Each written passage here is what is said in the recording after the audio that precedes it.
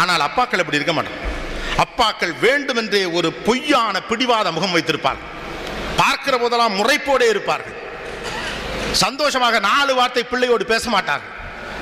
அவருக்கு நல்லா தெரியும், தெருமுனையில் நண்பர்களோட சேர்ந்து நீங்க அவங்கவுங்க அப்பனை திட்டிக்கு தான் இருக்கீங்கன்னா அவருக்கு நல்லா தெரியும். என்னை என் மகன் திட்டான்னு அவருக்கு தெரியும். என் குறித்து அவனுக்கு நல்ல அபிப்பிராயம் இல்லை என்று அவருக்கு தெரியும். எல்லாமும் தெரியும். ஆனால் வேண்டுமென்றே கடுகடுவென்று ஒரு முகத்தை வைத்துக் கொண்டு 10 மணிக்கு பிறகு நீங்கள் படுத்து உறங்கிய பிறகு உங்கள் தலையை கோதிவிட்டு மட்டுமே அன்பு காட்டுகிற ஒரு தந்தை ஒரு நாளும் உங்களிடம் எதிர்பார்ப்பதில்லை. He never expects. அது தந்தையின் மனசு. You go and check in your family. உங்கள் வீடுகளில் நீங்க போய் செக் பண்ணி பாருங்க.